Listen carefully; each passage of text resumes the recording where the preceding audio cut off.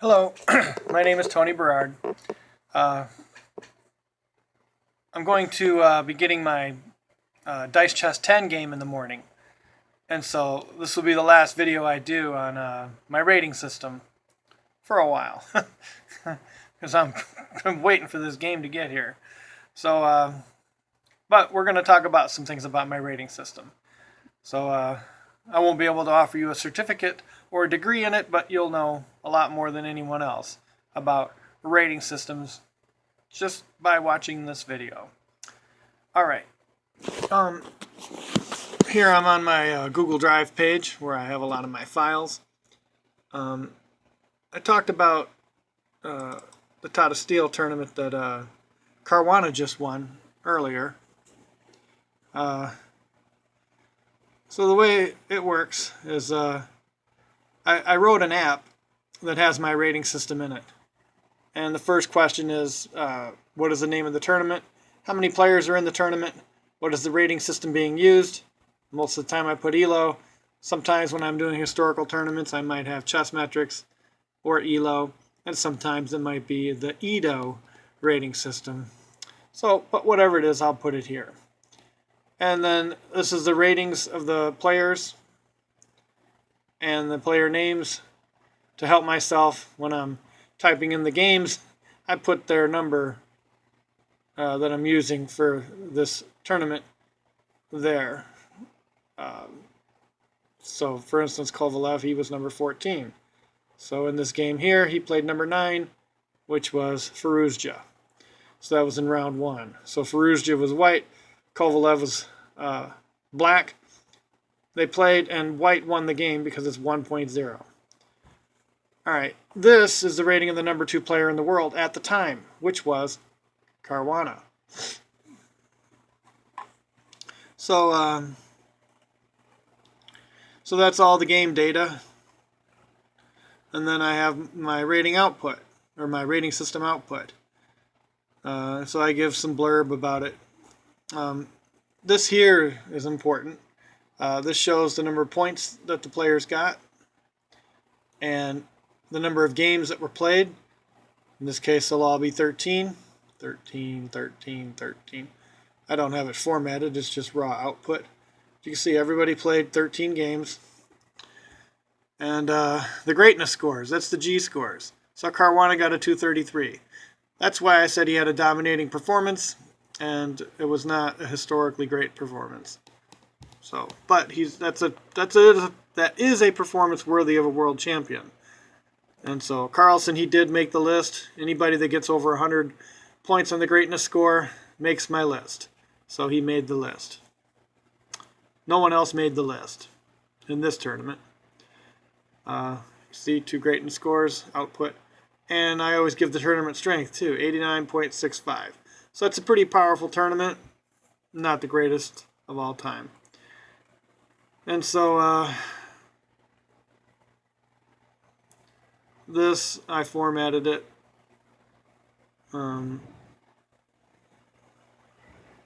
Okay, so this displays their after ratings and their performance ratings. Well, I could have tabbed that back over, but I guess I'm a little lazy. All right.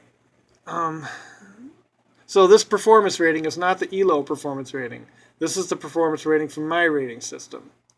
And sometimes I'll call this a calibration rating because these ratings can be used as official ratings. And if I have a missing rating, such as like if a player is missing an initial rating, these ratings can replace an initial rating. And I'll show that. Let's see. This is a scatter plot. Along this axis is the P0 scores. I talked about that in an earlier video, part 2, I believe. And these are the initial ratings. So you can see Carlsen, he has the highest point, which means he had the highest initial rating. Caruana had the second highest point, which means he has the second highest rating. And the other people have lower scores down, so they have lower initial ratings. How far to the right you are is how well you did in the tournament. So Caruana has the rightmost point, and so he has, he did the best.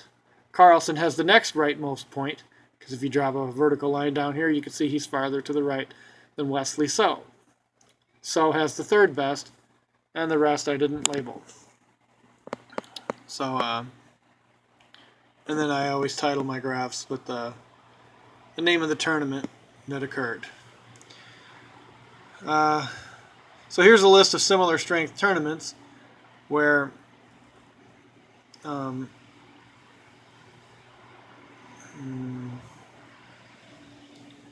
where's this tournament? It was 83. No, it was 89.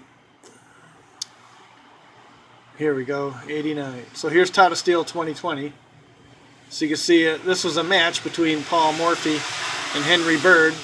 That was in 1858. Paul Morphy was most likely #1 in the world at the time. Henry Bird was not, so that brought the strength of that match down. Zucker Owen, at the time, he was #1 in the world. Owen was not, so that brought the strength of that tournament down. Linares 2001, Beal 1992, and so on. Vienna 1898 was a pretty powerful tournament. That had a whole bunch of people in that one. The greatest G-score in the history for a tournament came out of this with Siegbert Tarrasch. So, and then the top of this group, the second Piotr Cup in 1966, Bobby Fischer played in that one. So that was a stronger tournament. It also had the world champion in it, Tigran Petrosian, I believe.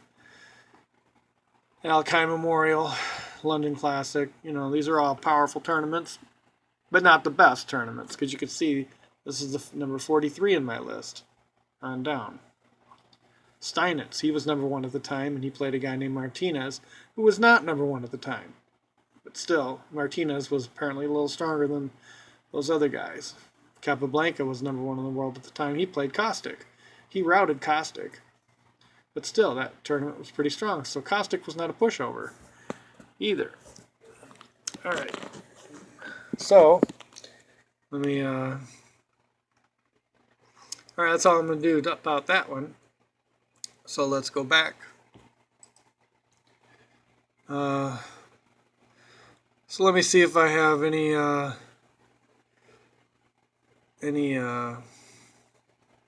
here, Cambridge Springs. This was a case study I did. When I do a case study, I'll label it as such. So this is the PRA case study, Cambridge Springs 1904. I have turned this tournament into a case study because it has taken me so long to get at the truth of the matter here. Okay, I had forgotten that it took me so long, because I did this quite a few years ago. But yeah, I had a lot of trouble with this tournament. But anyway, I eventually got it. So part of the problem is right here. 6 of the players do not have initial ratings from Chessmetrics. So I had to do some work. And these were their well,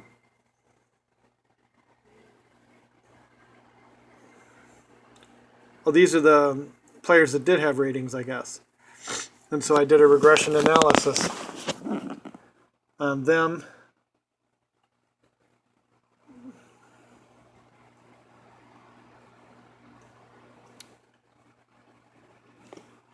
All right, so here's the way this works. I take their P0 scores and their initial ratings and their performance ratings. PRs, performance rating. This is my performance rating. Again, it's a calibration rating. And if you do this minus this, plus this minus this, plus this minus this, squared divided by 2500, that's what these chi-squareds are for.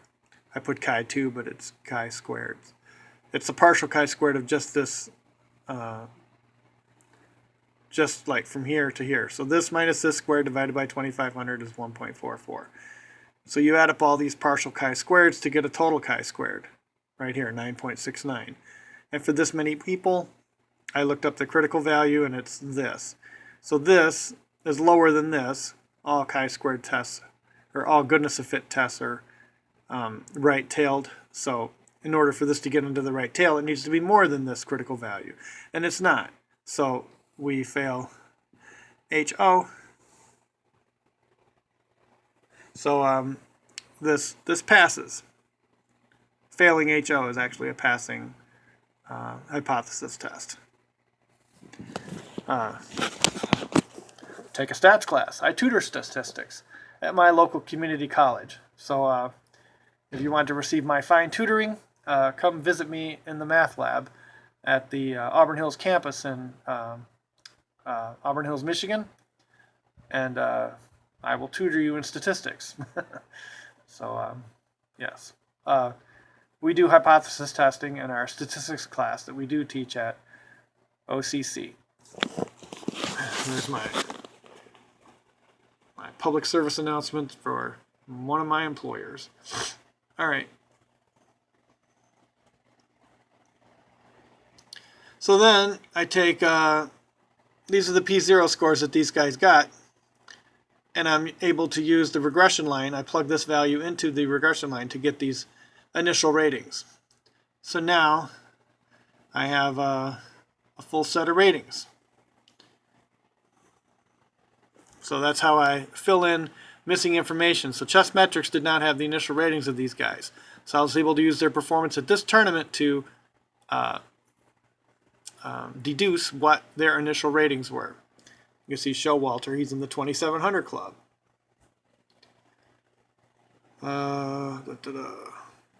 Okay, this was Cambridge Springs, 1904. And this was the final tournament of Pillsbury. Where is he? There, right here. So his initial rating is 2771.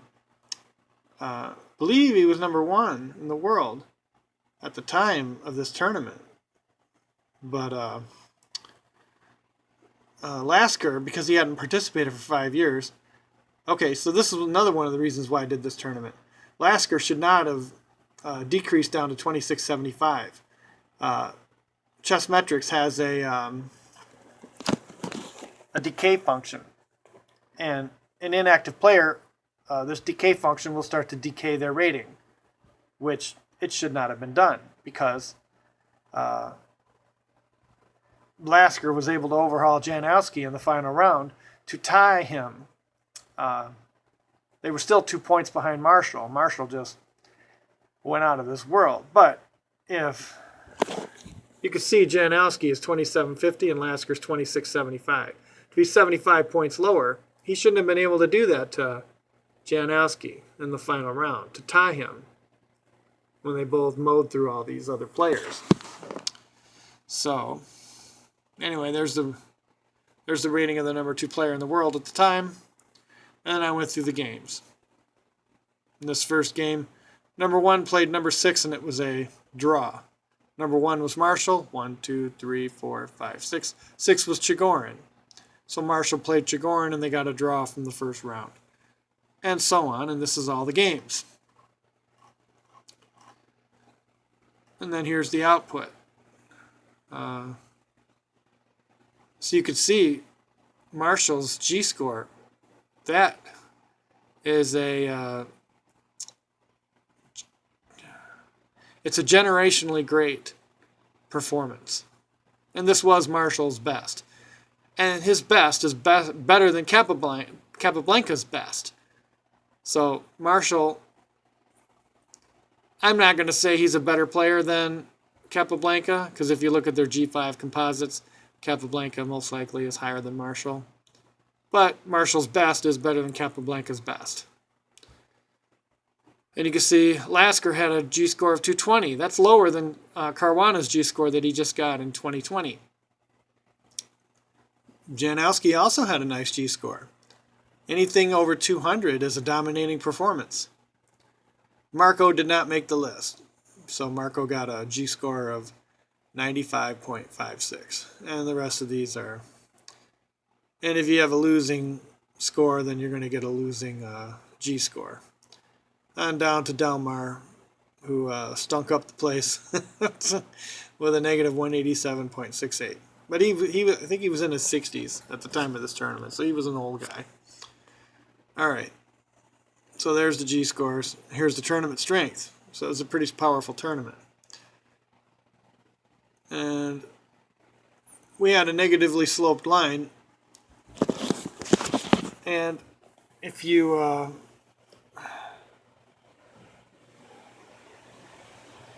look here, this is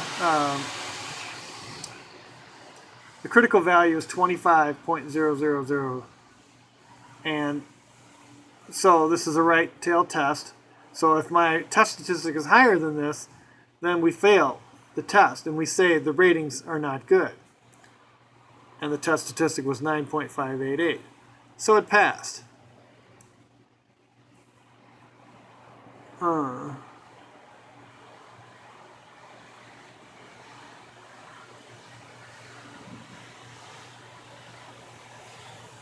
I thought it failed.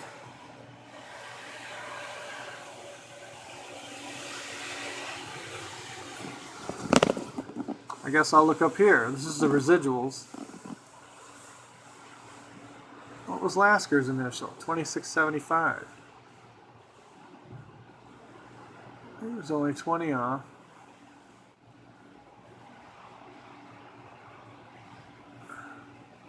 Marshall had 2658. Janowski 2750.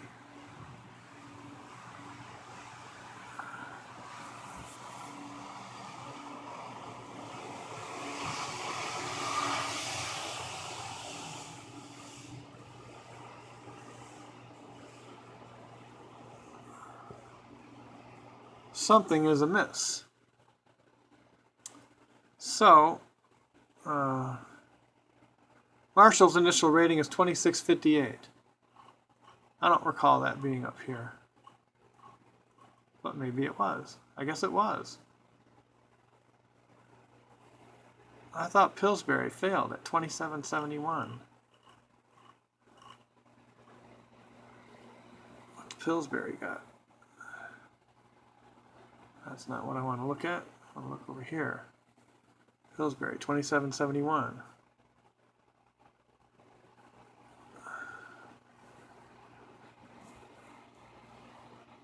Oh, I guess it passed because like a guy like Fox didn't have an initial rating, so I gave him one. All right, so this passed. Again, I had to do so much work. So here's the regression line, except it's got a positive slope. It's used to compute the performance ratings. And so I labeled several of these guys. Here's Janowski. Here's Marshall. Lasker. So Lasker's rating decayed, but look, he's pretty far right. So these are PRA ratings. You can see a lot of these guys are right on the line. That's the 6 guys that I calculated. 1, 2, 3, 4, I guess 5. There must have been another one. 1, 2, maybe there's 2. There might be 2 points right there, right on top of each other. That's a bigger one than normal. So 1, 2, 3, 4, 5, 6. These are the guys that got their ratings computed initially. So they would have been scattered about, and that's why they failed at first. But I fixed them because I did a lot of work on this tournament. I was remembering I had some problems, but all right. So here I did some research. So this justifies why these guys got their ratings that they got. So did a lot of work.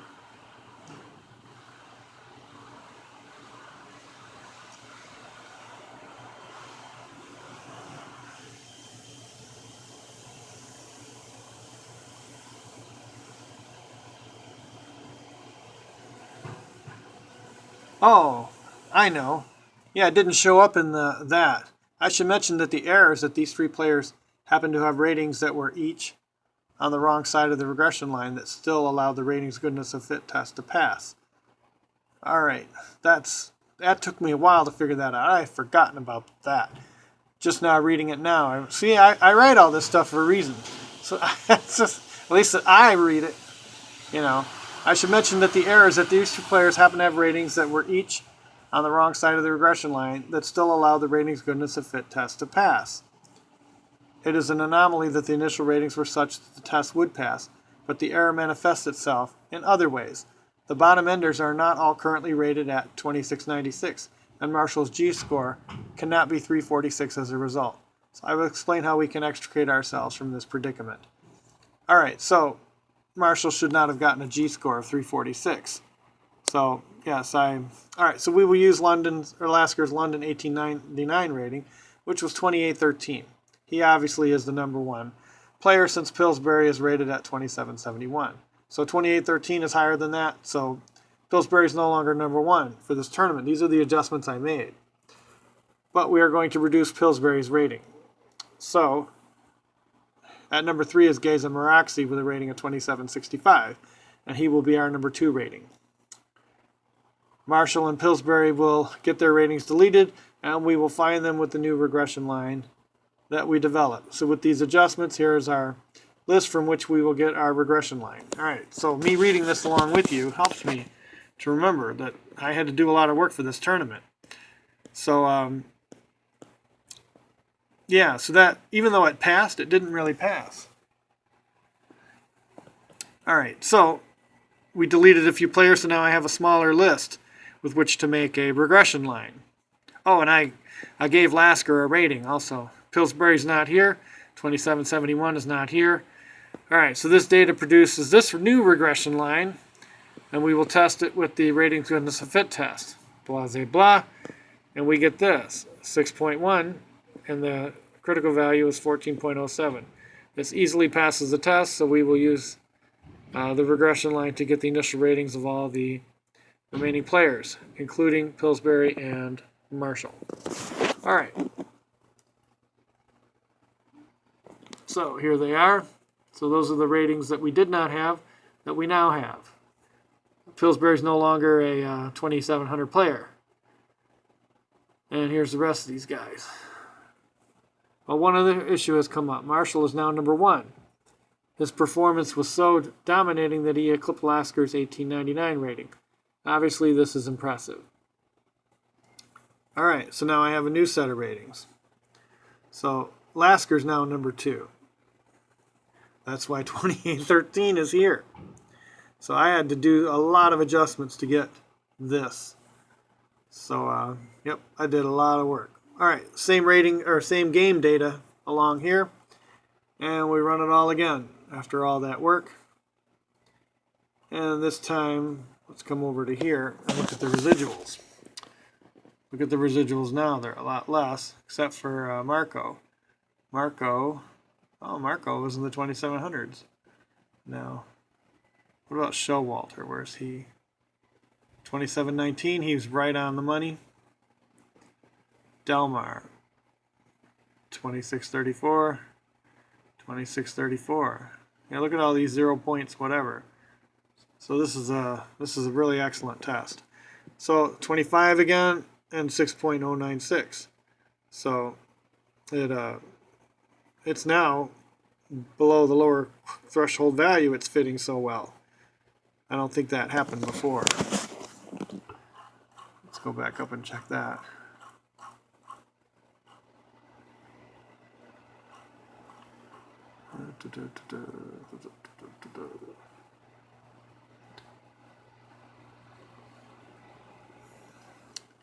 So 9.588. So it was a good fit, but it wasn't below the lower threshold. All right. So it's fitting much better now. So I produced a new scatter plot. Here it is, much steeper line. So, and then, so Lasker is number 2, Marshall's number 1. This makes a lot more sense now. So it's like fitting in line, much better. So, we have this. And when I redo the list, the ratings from another rating system. I call it PRA Rebuilt. And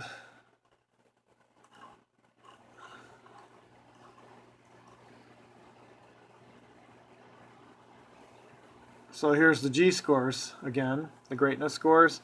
Marshall, he got a 320. That's still better than Capablanca's best, but it's not quite so up there anymore. It was almost historically great, but here it's still generationally great, but it's been knocked down by 26 points. Lasker got a 204, which is a dominating performance, and Janowski got a 203.53. They tied, so in points, but Lasker's G-score was a little bit better. The tournament strength was adjusted. All right, so yes, all that was done. So when I do a tournament, if I make a case study out of it, it's because I had some interesting things that I found along the way because of my rating system. And so, yeah, that tournament was a lot of work. I have done a number of case studies. If you want to be, I might put a book out of my case studies. That would, I might put that on Amazon. If anyone is interested in reading such a book, I will put it together. So notify me. I'm on social media. You can. My Gmail is tinesandbarbs@gmail.com. Tines and Barbs is one of my games, so it's easy to remember. tinesandbarbs@gmail.com. I'm on Facebook, Tony Berard. You can find me on YouTube, The Clever Game Inventor. If you're in YouTube, then you can search for The Clever Game Inventor. I saw somebody trying to do a search for The Clever Game Inventor on Google. They couldn't find me. But if you're in YouTube and you type in The Clever Game Inventor, I have observed that people will find me. So you can put a message on one of the videos I've posted there. So you can get a hold of me if you want. And if you're interested in some case studies that I've written, because I have a bunch of them now, like Banjaluka 1976, I think. That's when Kasparov was 16 years old. I gave him an initial rating that was much higher than what the ELO system gave. So, but anyway, I don't have time to talk about any of that other than to just mention it there. All right. Well, anyway, I got to talk about the Cambridge Springs tournament. And so you saw the rating system supplied quite a few ratings that were missing, and it filled out the details. But I had to use my knowledge to supplant information in this tournament because the rating system, it passed. When I was reading that first pass, I'm like, oh. But no, there was some more errors, and I discovered them. So sometimes you have to be pretty creative to find the errors. All right, but anyway, I've rendered it correctly now. All right, this is Tony Berard signing off. Tomorrow, I'm going to get my Dice Chess 10, so tomorrow I'm going to make a video on Dice Chess 10. All right, have a good day.